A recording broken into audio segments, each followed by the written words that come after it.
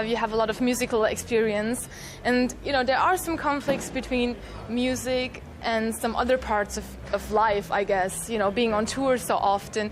What would you describe is really like the most complicated thing with combining those two things?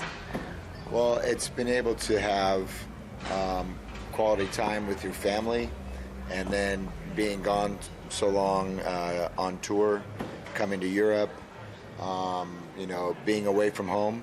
That's the hard part. I really enjoy being on stage and playing for our fans that love our music.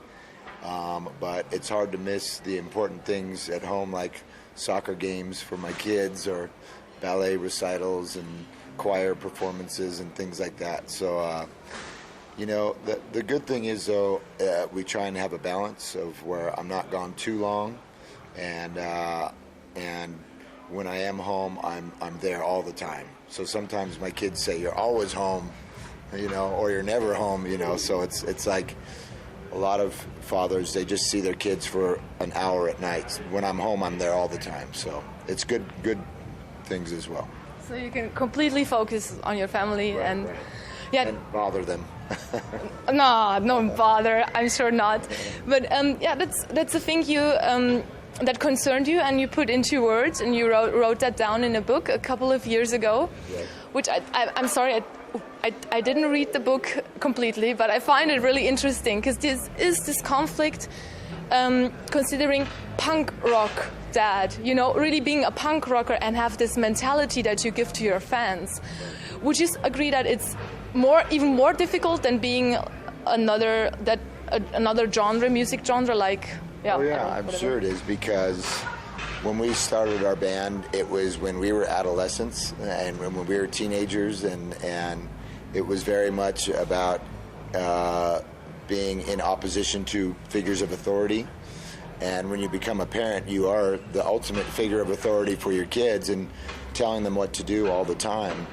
But I think it's something that once you grow up and get responsibility, you start realizing that there are certain rules that are important for you to survive and live by and prosper in life. And then there are other rules that are enforced on us that should be broken, whether they're things that are going on in politics or when there's unfair laws. So when we're talking against authority, sometimes we're talking about two different things. We're not talking about brush your teeth and go to bed. We're talking about unfair police. We're talking about unfair corporate tax laws. We're talking about a lot of politics. So it's kind of keeping those two separate, but at the same time, my kids, they say, "I'm not going to listen to you. You're the guy who sings "fuck authority" all the time." So it's a hard one to balance. So they do know your songs and what you're presenting quite well. Yeah, it's very different. Like my oldest daughter is into choir and One Direction, bands like this, and so she's not that big into punk rock. My middle girl likes it a lot, and Kate, my youngest, just thinks everything's too loud. So I'm sure they'll find their way in music. When I was young and at an impressionable age, punk rock was everything. Black Flag and Descendants and Circle Jerks and Dead Kennedys and The Clash, and the Ramones. Those are the bands that were very popular when I was young. So I don't expect them, as much as they'll listen to those bands and like them, I expect that they're going to find their bands and their music and their art that they like and respond to, so. But I guess it was the time, like Black Flag, the beginning, that probably you even like even more because you grew up kind of with them, and now you're even friends or all. Yeah. That's amazing too. It's absolutely amazing. I mean, the last time we were here at Grows Rock, I've been friends with Keith Morris from the Circle Jerks and Black Flag and Off for a long time, but I still, when I'm talking to him, I still sometimes go, man, I'm talking to Keith Morris right now, and it's really cool because he always has a really great perspective on life and the issues that concern me, and we can talk as friends and also people in the same profession, whatever you want to call it. Yeah. And we have the same struggles, you know, with band members and things like that. So it's very cool now to have these guys that I idolized, a lot of them. Ron Reyes from Black Flag, Milo and Bill Stevenson from the Descendants. These guys, I can consider them friends now. So that's very, very cool. Mm-hmm. And they really liked your book and decided to film it. So I guess, did that also bring you closer, doing this kind of almost documentary film? To the other dads or to my kids? Between you dads, like, yeah. Oh, yeah. You know, there's a lot of guys in there that once I suggested that they talk to some other dads, like Tim from Rise Against and Dwayne Peters and Art Alexakis and Tony from the Adolescents and all these guys, because I knew that they had kids and they'd have an interesting perspective. But then to hear their stories, that things I didn't know myself, because guys usually don't talk about those deep things that we didn't know. And I never knew that Tony had lost a child at a young age. And when I heard that story, it was heartbreaking. And when I heard the story from Art and Dwayne, and it was just absolutely very touching to hear these guys having this story. And so I think that's what really made the film, is hearing these guys. And as much as we don't see each other all the time, it made me feel very close to them, you know, knowing what they went through. Yeah, I just think it's amazing hearing something from guys that don't really talk about, you know, their problems and feelings. Maybe that's to the other guys, you should talk more about your feelings sometimes. You know what? I think it was very important that it was two women who made the film, Andrea Nevins and Kristen Riley, because I think the guys talking to girls, it kind of made them open up a little bit, whereas when you're with other guys, you're kind of a little more reserved, trying to be tough, you know. Mm-hmm. So that helped, I think. And when you wrote the book, going back, did you sometimes find out something new about yourself while really writing it down? Have you noticed some problems that you weren't aware of? So. Yeah, you know, definitely. There was issues that I had with when it's happened to you the first time, you just kind of deal with it. But then you kind of look back and go like, man, that was a kind of a difficult time. And there's times when you didn't think you could get through it, but you just had to. Or there's times when you're dealing with people at school or other parents that I learned from.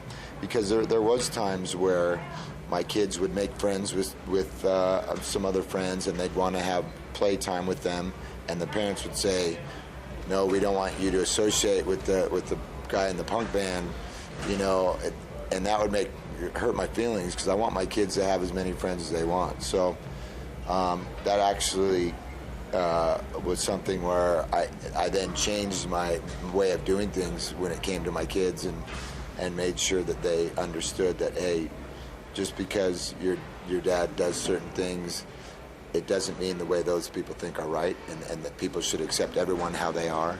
And it is a form of bigotry, you know, somewhat to put that on your kids. So there's a lot of things I learned from writing the book, and, you know, I hope to write some more, you know. It'll help me with the teenage years.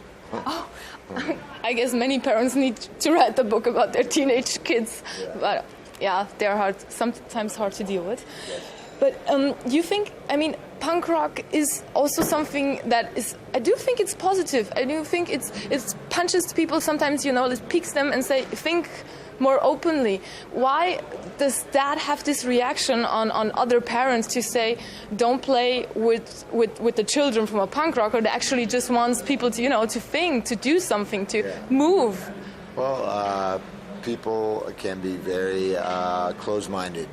You know, it's unfortunate, especially in the United States. I mean, I hate to generalize because it's different everywhere, but I think the United States and some places, you have people who have a mindset of this is how the world is, and a lot of time it has to do with they're very religious, and they believe in what one book says, and there's no changing it, and there's no other way that you should live, and if we shouldn't associate with people who think any differently, and that's just a horrible way to go through life. And because the opposite way, I think you can you can learn so much from other cultures, and it's too bad that there's people that are closing us off from each other instead of opening up. But hopefully, I think when you have someone like me coming in to a school parenting group, there's someone there also who says, hey, this guy was really nice and he seems to have really great kids, and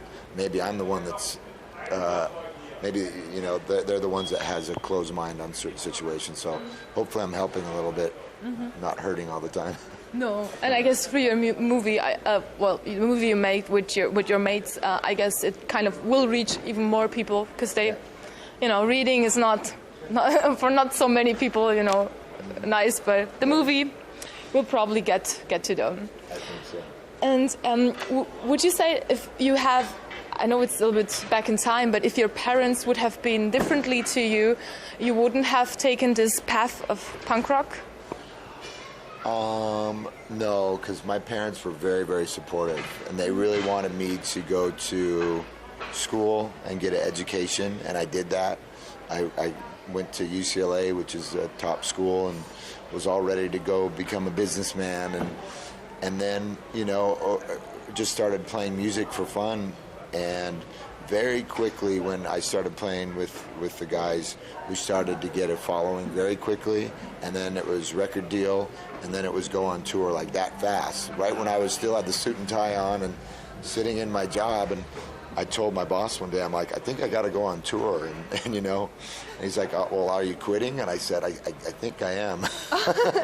You weren't sure. Yeah. Okay. Yeah, and that was 25 years ago, you know, and here I am still doing it. But I'm very happy I got the education, but my parents were very supportive of me.